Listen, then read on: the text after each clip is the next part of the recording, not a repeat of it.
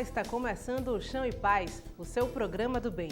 Na edição de hoje, você vai acompanhar uma entrevista sobre o panorama do trabalho escravo na Bahia, estado que está em quarto lugar entre os que têm maior número de resgates de trabalhadores nesta situação. E ainda, na continuação da série especial sobre os santos que passaram por Salvador, a história da Beata Lindalva. O Chão e Paz está no ar. A ocorrência no Brasil de relações trabalhistas análogas à escravidão é um reflexo da história do país e do modelo produtivo encerrado há quase 130 anos. Esta é a análise do coordenador da campanha nacional da Comissão Pastoral da Terra contra o Trabalho Escravo, o Frei Xavier Plassat. A Bahia está em quarto lugar na lista de estados com pessoas em situação análoga à escravidão. E para discutir esse tema, o Chão e Paz recebe hoje o coordenador da campanha nacional da Comissão Pastoral da Terra contra o Trabalho Escravo, o Frei Xavier Plassat. Tudo bem? É um prazer recebê-lo aqui no programa. Prazer igual. Então, a gente sabe que essa é uma situação que remonta ao período histórico da escravidão, o período colonial. Então, quais são as dificuldades mais graves no combate a essa prática criminosa? Bom, de fato, a escravidão tem no Brasil uma longa história. Quando falamos hoje da escravidão contemporânea, a gente se refere a condições análogas à de escravo. Isso significa que a gente não está repetindo a mesminha situação de 128 anos atrás, quando foi abolida, 126 anos, quando foi abolida a escravidão no Brasil. A forma mais habitual hoje de uma pessoa ser tratada como uma coisa, como uma pura mercadoria, instrumento de lucro, é de ser colocada em condições degradantes de trabalho. Seja pelas condições mesmo de trabalho, de jornada exaustiva, de condições de alojamento, de alimentação, ou de ter a sua liberdade de alguma maneira cerceada, negada, pela imposição de uma dívida, pelo isolamento geográfico, pelo não pagamento ou às vezes pela retenção dos documentos. Tanto é que é isso que forma a definição mais clara do trabalho escravo, tal qual o nosso Código Penal, né, desde 2003, rege essa questão. Então, nós temos, inclusive no Brasil, uma situação que é parabenizada pelas principais organizações internacionais de um país que, finalmente, depois de muitos anos de negação, aceitou olhar essa situação na cara e tomar algumas medidas para tentar fazer recuar o trabalho escravo. Segundo informações do Ministério do Trabalho, as áreas em que essa prática é mais frequente são as áreas da construção civil, agricultura e pecuária. Quais são as estratégias para desfazer essa rede? Bem, as atividades onde encontramos trabalho escravo naturalmente evoluem, inclusive porque evolui nossa capacidade de detectar o trabalho escravo. Pela primeira vez, em 2013, de fato, foram encontrados mais trabalhadores em situação análoga de escravo fora do campo do que no campo, como vinha acontecendo no passado. Nos últimos 20 anos, pode-se dizer que o trabalho escravo no Brasil tinha cara rural. Era essencialmente nas áreas de desmatamento, da Amazônia, de constituição de pasto, de criação de gado, de grandes lavouras de soja, de cana, de milho, de café, especialmente no centro-oeste da Bahia, né, que sempre se destacou e continua se destacando como o principal foco.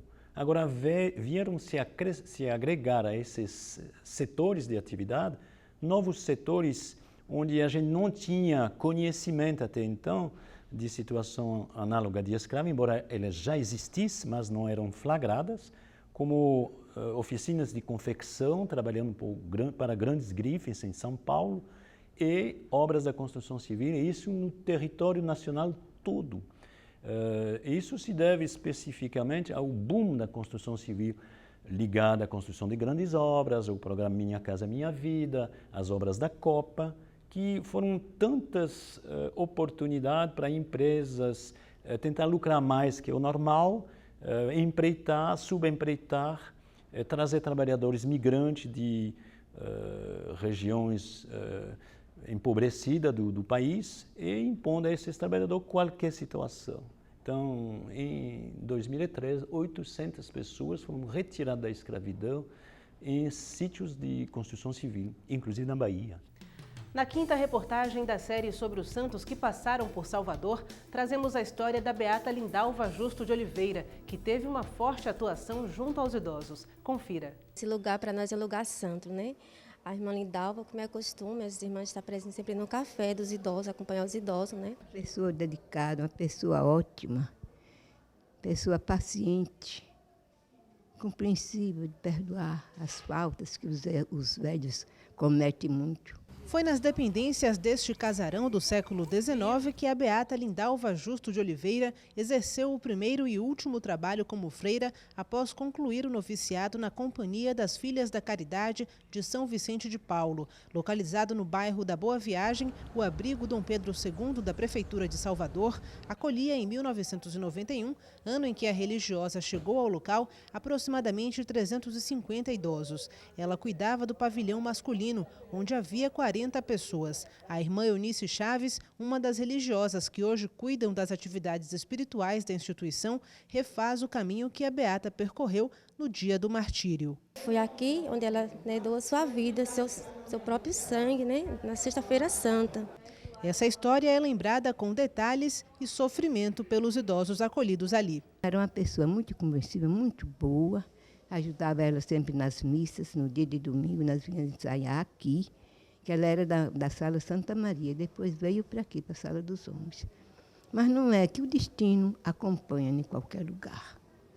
Nós temos muita fé e confiança em Deus, mas o destino marcado, Deus está conosco em toda hora, todos os momentos da vida. Ela veio da missa para dar café. Aí ela está todo mundo sentado na mesa para ela só de café, disse que levantou do banco. E perguntou a ela qual é o lado esquerdo dela. Aí puxou a peixeira e foi, nossa, ela caiu do lado do barcão. Sei que deu a primeira peixeirada nela, não sei como, bateu acho que nas costas dela. Aí então ela virou, quando ela virou, deu a primeira peixeirada, ela deu grito, depois continuou a golpear.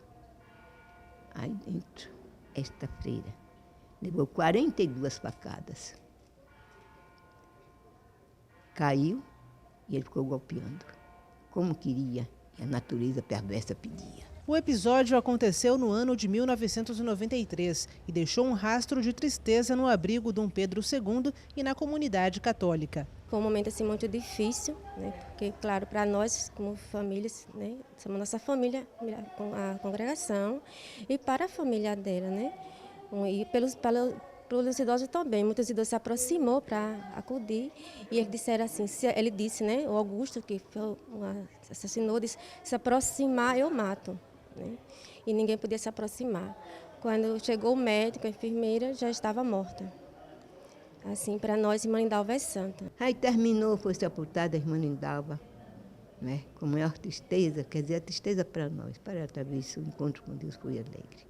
Nós pensamos uma coisa daqui e lá é diferente. A morte foi muito dolorida, uma morte muito pesarosa, mas o encontro com Deus talvez foi muito feliz e radiante.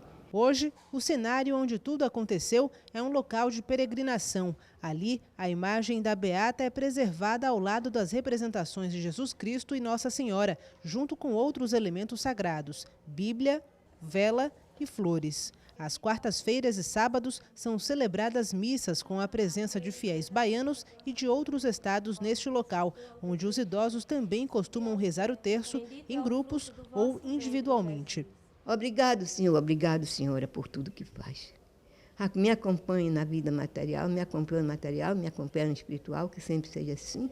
Uma irmã que sempre anda conosco para todo lugar. Sempre esteja a nossa defesa na vida e na morte todo momento. Deus te dê a coroa da vida eterna, que assim seja. Amém. Vamos rezar? Pai nosso que está no céu, santificado seja o vosso nome.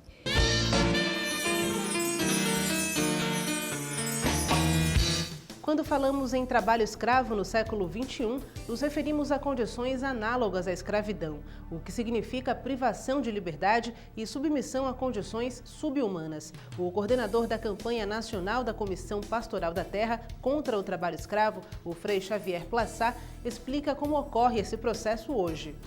Isso tem a ver também com um aumento de fiscalização na área urbana, né?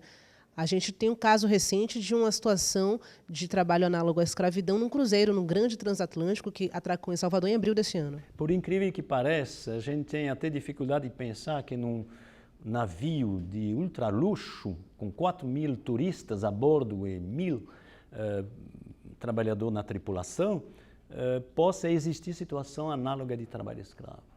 E os fiscais observaram, flagraram esse navio desde Santos, continua a investigação quando ele aportou em Salvador, e se convenceram que a situação imposta, pelo menos a 11 ou 12 desses tripulantes, era sim análoga de escravo, tanto do ponto de vista da jornada exaustiva, da condições degradantes de trabalho, da imposição de situações atentatórias à sua liberdade.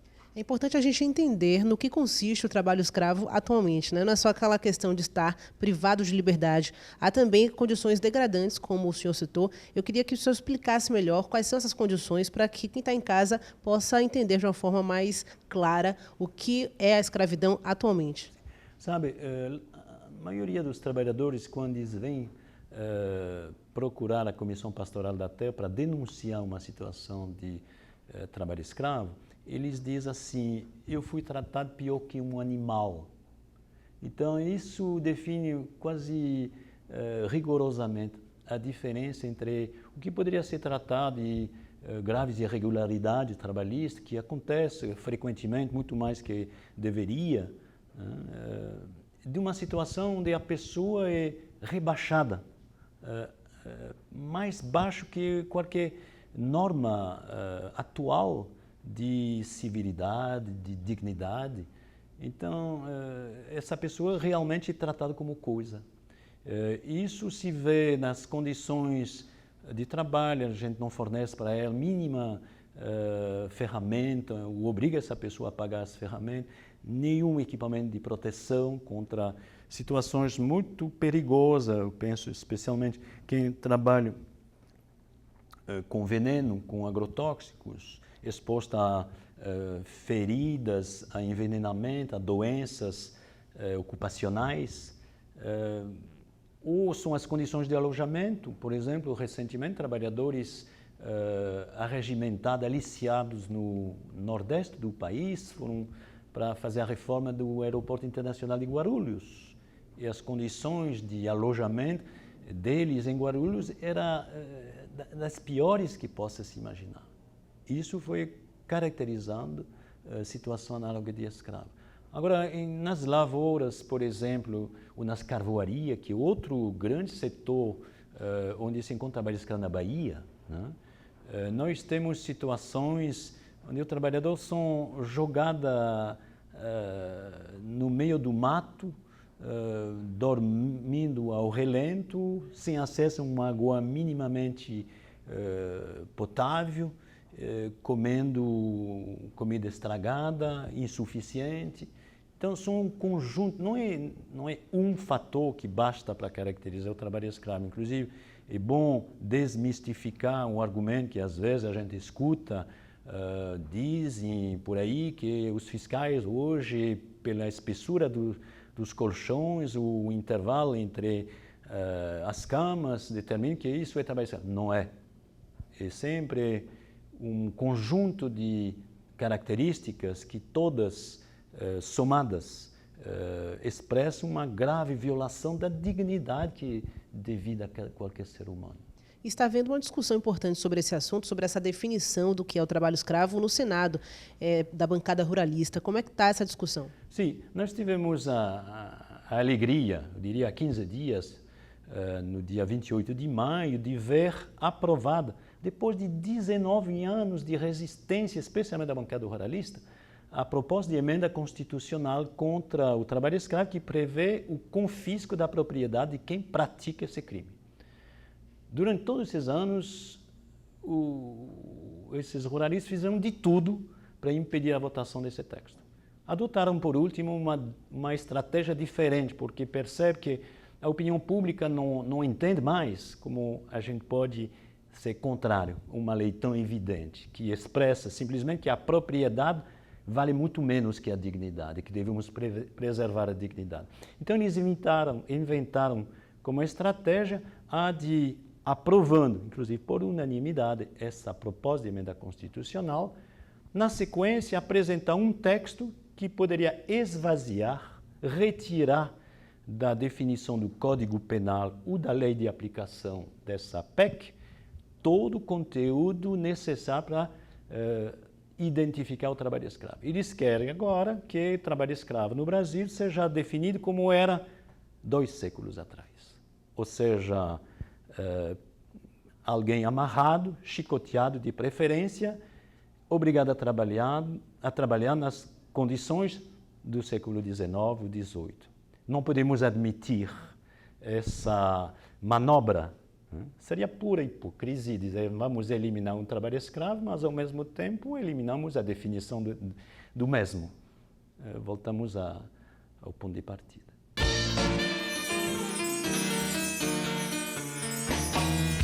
O coordenador da campanha nacional da Comissão Pastoral da Terra contra o Trabalho Escravo, o Frei Xavier Plassat, faz um apelo à população para que a exploração de trabalhadores seja denunciada. Os casos recebidos pela CPT são encaminhados à rede liderada pelo Ministério do Trabalho. E a Comissão Pastoral da Terra recebe diversas denúncias com relação a pessoas que são submetidas a essas condições degradantes de trabalho. Qual é o caminhamento que vocês dão nessas situações?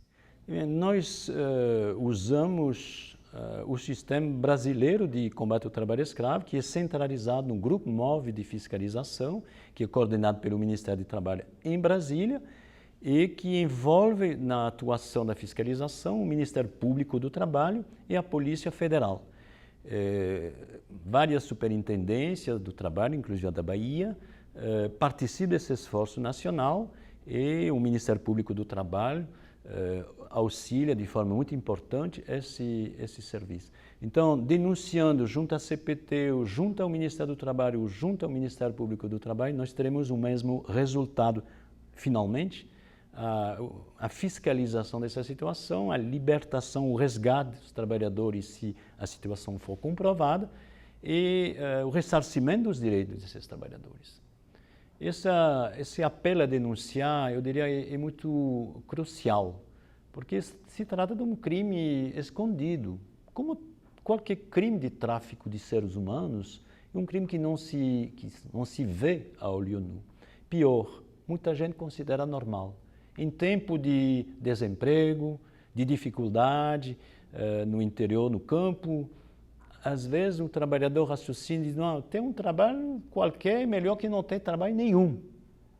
Em função disso, aceita qualquer condição. Não podemos abdicar, renunciar a nosso direito imprescritível, à dignidade e à liberdade. Somos todos filhos e filhas de Deus, que nos quis iguais em direito, em dignidade e em liberdade. Com certeza, e a gente espera que as pessoas denunciem de fato essa situação que é inaceitável e que a igreja também entra nessa luta, denunciando e indo de encontro a essa prática que é subhumana. Eu agradeço ao Frei pela participação aqui no programa Chame Paz. Agradeço, sobretudo, o convite. Eu devo dizer que nossa luta recebe um encorajamento fantástico do Papa Francisco, inclusive. Não somente a Igreja brasileira decidiu pautar o combate ao tráfico de pessoas, à escravidão moderna, nesse ano, na campanha da Fraternidade, mas o Vaticano determinou que até 2020 haja uma campanha permanente da Igreja, junto com outras confissões religiosas, para acabar com o tráfico humano no mundo, um tráfico que o Papa sempre caracteriza como a escravidão dos nossos dias. Então, nós não estamos sozinhos nessa luta. Eu espero que com seu chamado, nós continuemos a avançar no combate efetivo ao trabalho escravo. Nesta segunda parte da reportagem especial sobre a Beata Lindalva, mostramos a expressão de fé que ela inspira os idosos do abrigo Dom Pedro II em Salvador. Beata Irmã Lindalva, intercedei a Deus por nós. Beata Irmã Lindalva, intercedei a Deus por nós. Beata Irmã Lindalva, intercedei a Deus por nós. A Capela Santa Isabel também guarda lembranças da Beata Lindalva. Ali ficou guardada a urna relicária com os restos mortais da religiosa de março de 2001 a abril deste ano, quando foi transferida para a capela do Instituto Nossa Senhora da Salete, nos Barris. Como aqui, né, foi um lugar onde ela rezou, né, e o lugar onde ela ficou também, o resto mortal dela por alguns anos. Nós temos como um lugar sagrado também, um lugar santo. É por isso que muita gente vem fazer, né, essas orações aqui nesse local. Mesmo os restos mortais dela não estando mais aqui, mas nós temos como se ela estivesse aqui. Todo o conjunto arquitetônico do abrigo Dom Pedro II é tombado desde 1980 pelo IPHAN, o Instituto do Patrimônio Artístico e Nacional. Por isso, apesar da evidente necessidade de reformas no local, qualquer intervenção só pode ser feita com a autorização do órgão. A urgência em recuperar essas estruturas fica evidente quando subimos até o andar superior da capela, onde ficava o dormitório da Beata Lindalva. Aqui ao lado era o quarto da irmã Lindalva. Essa porta aqui era o quarto dela. Está tudo desativado, não tem mais nada mais. Onde era o quarto da irmã Lindalva. Para mim é um lugar muito significado esse local. Que a venerável serva de Deus, Lindalva Justo de Oliveira, virgem e mártir, da Sociedade das Filhas da Caridade de São Vicente de Paulo, a qual consagrou a sua vida aos irmãos, com suaves gestos de constante delicadeza, de agora em diante, seja chamada bem-aventurada. Irmã Lindalva foi beatificada em dezembro de 2007. Por ter sido considerada mártir da Igreja, a comprovação de milagres não foi necessária no processo, que se encerrou em 2001. Apesar disso, a biografia dela é cheia de graças. E que a sua festa se possa celebrar todos os anos, no dia 7 de janeiro, nos lugares e segundo as regras estabelecidas pelo direito. Em nome do Pai, e do Filho e do Espírito Santo, dado em Roma, junto de São Pedro, no dia 22 de novembro do ano do Senhor 2007, terceiro do nosso pontificado, Bento XVI, Papa.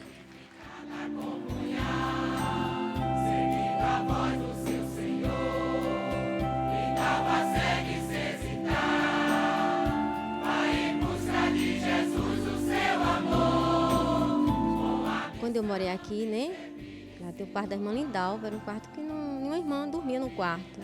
E tinha uma mesinha com a imagem da irmã Lindalva. E eu colocava uma rosa, né, lá nessa banquinha, e do jeito que eu colocava, com 15 dias estava do mesmo jeito. Se a rosa ela tem um perfume, ficava perfumado todo o quarto. E para mim ela é santa, porque essa rosa impressionou. Eu dizia para as irmãs, meu Deus, a rosa 15 dias, lugar quente, no verão, está do mesmo jeito que eu coloquei. Eu fiquei impressionada, eu fico impressionada, com certeza. Superiora provincial, superiora geral da Companhia das Filhas da Caridade, a provincial regional do Recife, conduzem flores.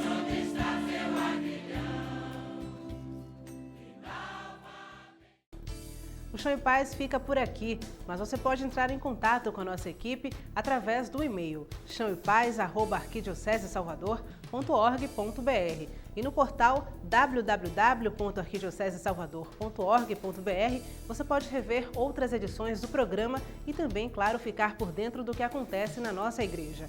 Para você, uma ótima semana. Fique com Deus e até o próximo Chão e Paz.